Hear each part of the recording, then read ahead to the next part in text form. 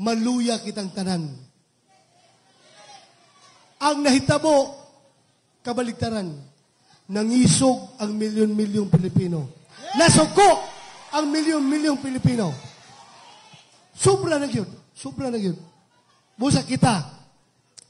Wag ko lang yung, ang tao, si President Duterte, tanan na iyang gihimo para mugwapo ang atong kinabuhi sa Pilipinas. Kinsay mo upo sa akong gisulti. Tinuod, di ba? Tinuod. Sulti pa niya, I rather live in hell as long as my people are living in paradise. Di ba? Yes! Karon, nga naan na siya sa hell dito sa ICC. Pabayaan ba nato siya? Dili tato siya i-abandon. Magpadayong kita sa atong pagbana-bana. Magpadayong kita sa pagpasibaw sa atong kasuko. Magpadayong kita pagpasibaw sa atong damgo na unta makabalik sa dayon diri sa atong nasod. Hangyo ko ninyo, tabang mo ampo sa labang makagagahom. Nga unta, makauli na si Tatay Digong diri sa atong nasod. Isa pa nga itong iampo, nga unta, tagaan siya sa labang makagagahom o maayo nga panglawas para iyahang malusutan kanang mga pagsulay nga iyahang giatubang karon. Mao na atong iampo sa Ginoo. Utabang ba mo kaampo? Una-una lang ninyo. Gihimo na mo ni Pangulong Duterte itong war on drugs. Dili para kami mudato. Dili para kami magkakwarta. Gihimo na mo itong war on drugs para masalba ang kinabukasan sa atong mga kabataan gikan sa illegal na droga. Pagkahuman, mo na ito ibalo sa iya, ha? Ato siyang hinay na kayo ang lawas, masakito na, luya na, ibiyahe dito, ambot usa ni tawag sa Bisaya, usa ni Tagalog pa, ipagkanulo sa mga dayuhan, napakasakit, sobra. Isa pa karason nga nung gihimo na itong war on drugs, ang atong nasod, hapit na mamahimong narco state kung saan ang mga drug lord na ang nagadesisyon kung kinsa ang pwede mamahimong gobernador, congressman, mayor, konsehal sa mga lugar. Doon na natin mga probinsya nga kontrolado na nila. Busa, kaluluoy ang Pilipinas kung mamahimong narco state.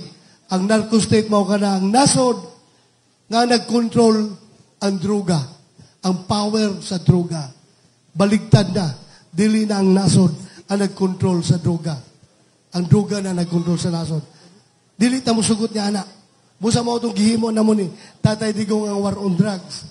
Tanawan ninyo karon. Tanawan niyo kung saan tabo. Nibalik na po ang droga. Dili sa mati, nibalik man droga? Nga na po, nibalik na po. Busa ako, mintras himuon ko yung senador, kanang akong laban sa illegal nga droga, di na ako naatrasan. It may cost my life. Pwede ko mamatay, pwede ko mapriso sa ICC, tungod anang ako advokasya, laban sa illegal nga droga. Pero di ko mo atras. Ngano?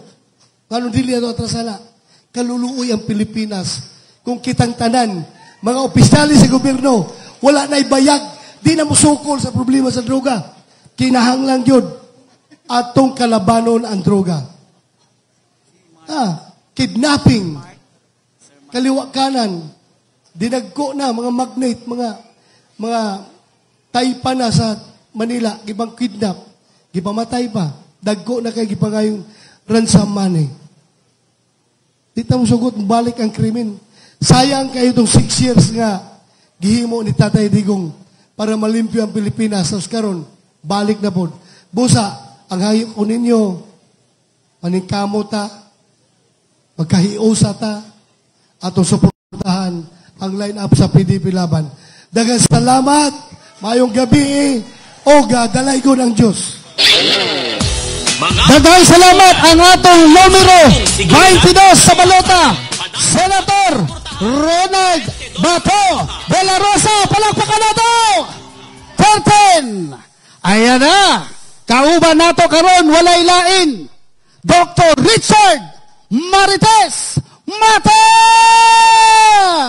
Tapos may idagdag kami, kung sakali lang.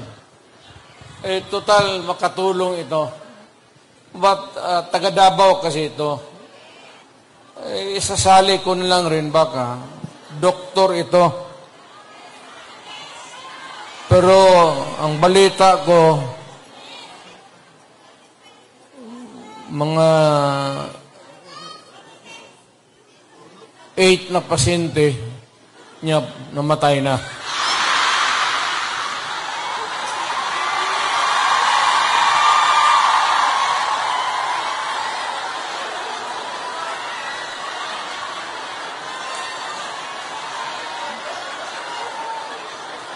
Either mali yung medisina binigay niya o pinatay niya kasi ayaw magbayad.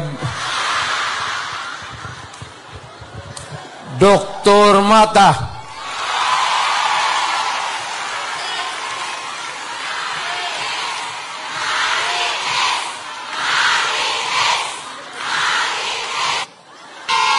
Vote number 42. Mata Doc Marites sa Senado.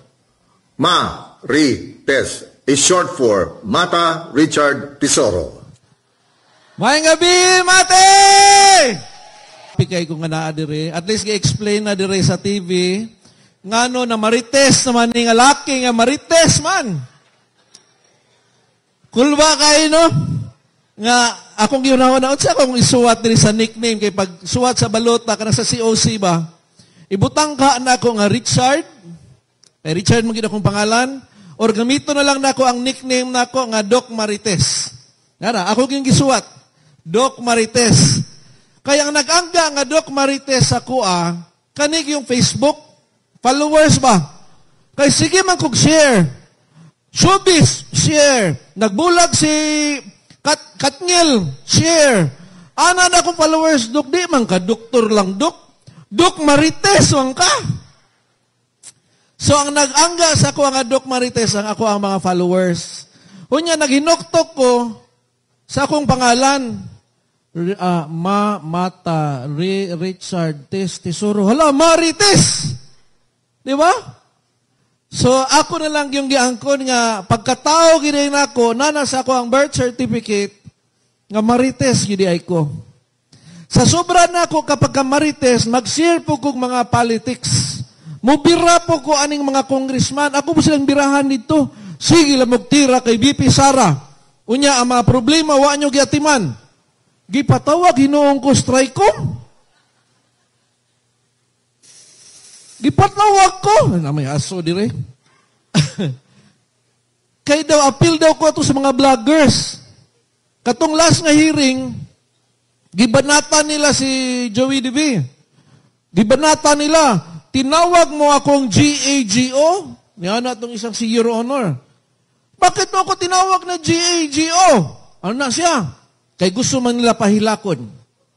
Kay kung muhilak, maghingi ka sorry. Kung muhingong kag sorry, automatic dayod ang mainstream media, vlogger, nagpost ng fake news, umiiyak, nagsusori, maura na.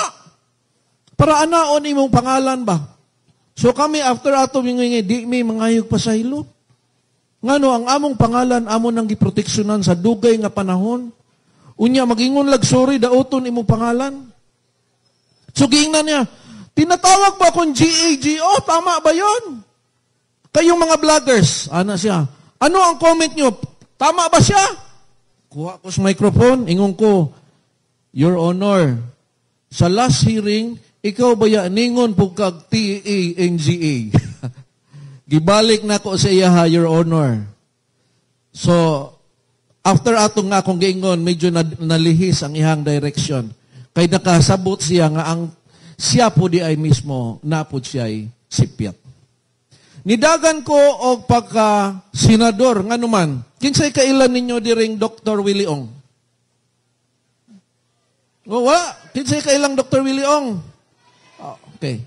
Amigo na ko si Doc Willie Ong. Si Senator Bongo, ako siyang pag-umangkon. No? Di ba makita sa naong? Nanaagi gamay, no? So, si Senator Bongo, tesoro na siya. No?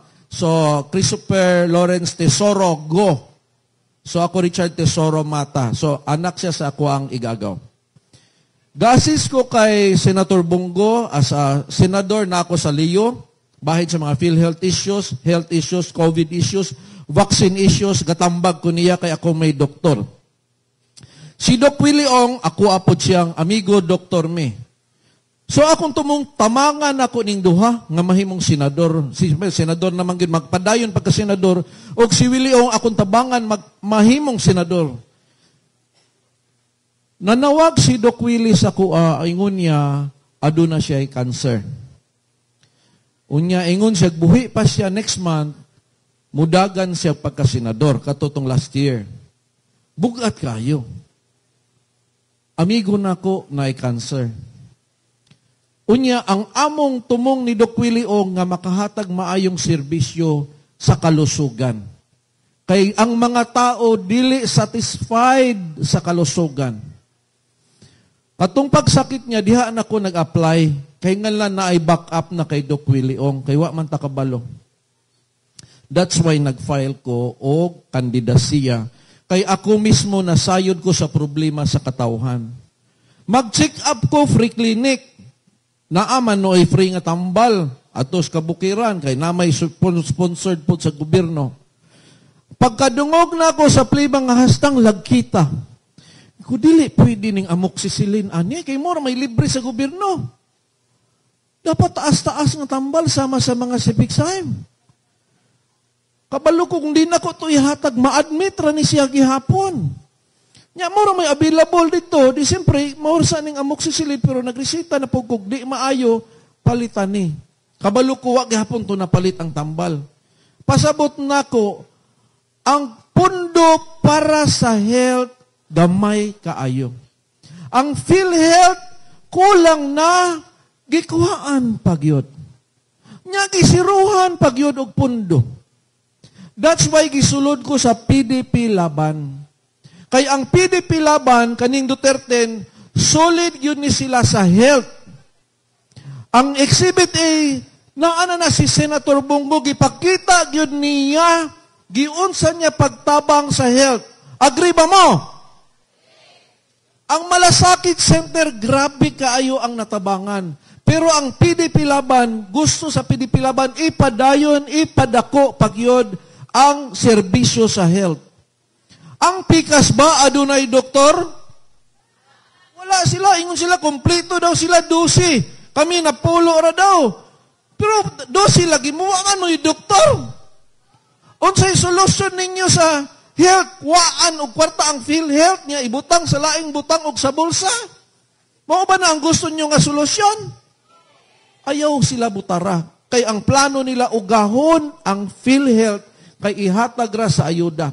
Kani ako pangutanan ninyo.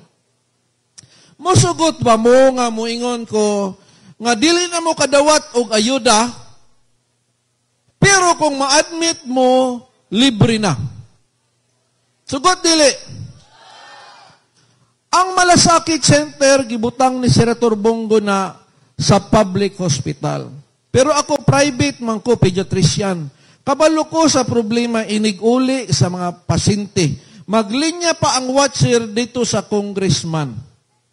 Dapat ang Malasakit Center ato po nang ipadako, apilo na nato ang private hospital. Correct ba? Dili man gud pasabot nga na-admit mo og private hospital, adunahan na, kwartahan na. Dili. Nag-private na kay kadaghanan puno ang public o nagitay gusto nga doktor dito sa private. Dapat naaputay Malasakit Center, ato nang i-copy-paste, pinaagi ni Senator Bongo, nga alang masig-asa ka ma-admit, na additional na tabang na alang sa imong bayad. Sakto ba? Asa may kwarta, Dok? Wala may kwarta. Daghag kwarta. naalang sa ayuda, gitunga-tungaan pagyud nila. Kay nganlan ang kwarta ihatag og butang maayo diha sa health, sulbad na ang atuhang problema sa health. Correct?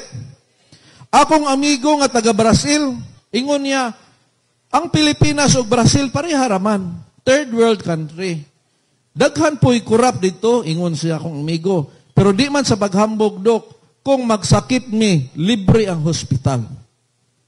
Imagine na, pareha ra day sa Pilipinas, ang Brazil, third world country, pero priority ang kalusugan. Mauna ang akong gusto mahitabo. Kay maskig simple ra ka nga tao, maskig kabus ra ta. Pero kung magsakit ta libre, ang pamati nato dato ta. Correct ba? Ibutang nato sa priority ang kwarta. Dili kay tagaan kay 5,000, unya pag uli giinom, pag nagsakit, uy, way pang bayad. Kay gitaga kayo dang way sakit. Ayaw lang tagay, ipundo dito kay para lang na sa nagundang og trabaho kay nagsakit na admit kana ang mugamit ana. So na ana mali lang ang sistema. So kay nganlan nato tabangan ang Duterte.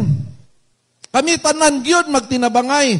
So 10 gyud dapat ang inyong butaron. Bahala na mo sa additional nga duha pero pwede pod nga dili na dungagan, no?